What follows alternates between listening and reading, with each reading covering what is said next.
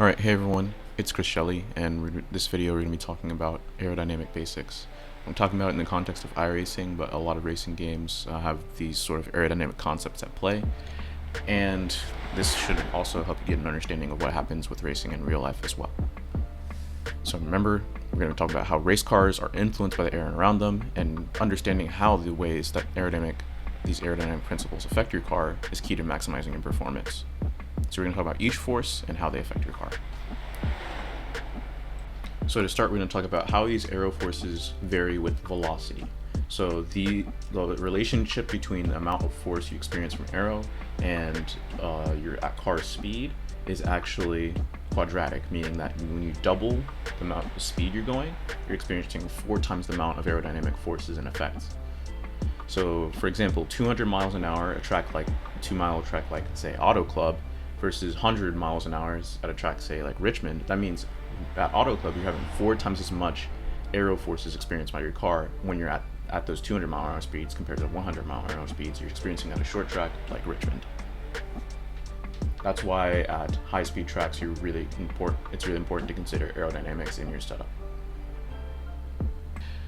So there are 3 different forces I'm going to talk about in this video: drag, downforce, and side force. Drag is air resistance on your car going forward. So whenever your car goes forward, it's experiencing air resistance, it's pushing on the air, and the air is pushing it back, meaning that your car is going to have a max speed where the air is pushing on the car so much that your engine literally cannot push your car forward with the tires any harder than the air pushes it back.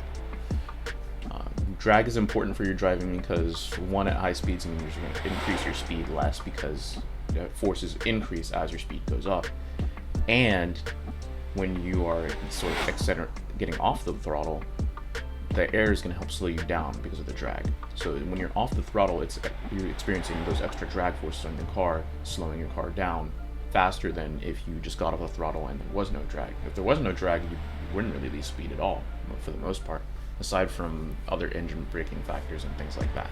The next aerodynamic force is downforce. So this is air that pushes the car down into the track, and it gives your tires more normal force as they're pushing harder into the track, and therefore it gives you more grip from friction. As we've talked about in several videos, your friction from your tires comes from normal force and the friction coefficient, which is essentially how sticky your tires are with the road. But if you push your car down and more, that means you can get more frictional force. This means that with downforce, you have more grip available in the tires at higher speeds and less grip in the tires at lower speeds. So for example, when you're entering a corner and you're even if you're like braking in a straight line, you want to use more brake when you're at the higher speed than the lower speed because you have more grip from that additional downforce. You're gonna go through a corner and you're entering with the most grip you have with that extra downforce, and then when you're in the center of the corner, you don't have as much grip because you're not carrying as much speed usually.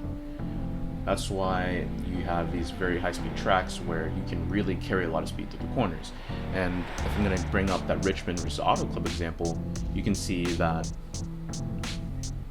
from our uniform circular motion, okay, we'd expect about with the same banking, with the same track shape, we would expect similar amounts of acceleration because the car is more or less the same. But you see more acceleration sort of in turning from Auto Club Speedway because you're going much faster through the corners. And going much faster through the corners means you get more grip. So it's important to consider high speed equals more grip. It's almost like thinking of it like a grip reward. You get rewarded with more available grip the faster you go and the more speed you can hold through a corner.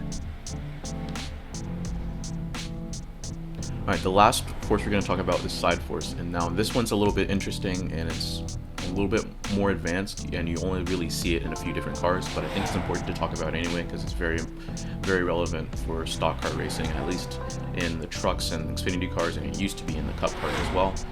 And you can also observe it a lot of times in winged sprint cars is where it's very important as well. Aero forces that are pushing against the side of the car when it's yawed out, when it's turning. So your car is turning at an angle and the air is pushing against the side of your car that's sort of facing where you're going forward. So it's, in a way, it's sort of like drag, right? Your car is going forward and the air is resisting your car going forward. but it's not really you're going forward, you're going sideways, so it's really helping you turn. That's why you actually get rewarded a lot of times for getting your car a little bit yawed out at these high-speed tracks where you have side force and you can help, and it helps your car turn. A lot of NASCAR next-gen cars don't have that. That was one of the things they tried to remove with the design of that car, but you can see it in the NASCAR Xfinity car a lot, a decent amount in the truck, and of course, like I said, the windscreen cars are very dependent on this as well. So to conclude, aerodynamics become really important at very high speed tracks and the higher speed corners. You know, if you double the speed, you're having 4 times the force, and you experience more. That applies for drag, downforce, and side force. Those are more relevant at higher speeds.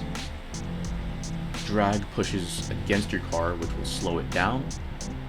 You can use this to sort of help your car stop, but you also need to know that when you're going forward, it's not going to speed up as quickly as you want because of that drag. Downforce is going to push your car down into the track, giving you more grip through the tires. So when you're getting that extra normal force through the tires, you're getting more friction with the tires because the air is pushing your car down as you're driving. And once again, this varies with your speed as well. Side force is when your car yaws out and gets sideways, and it's pushing against the side of your car, which effectively helps your car turn when it's sideways. Thank you for watching. Hope you liked this video. Please like and subscribe for more. See you guys later.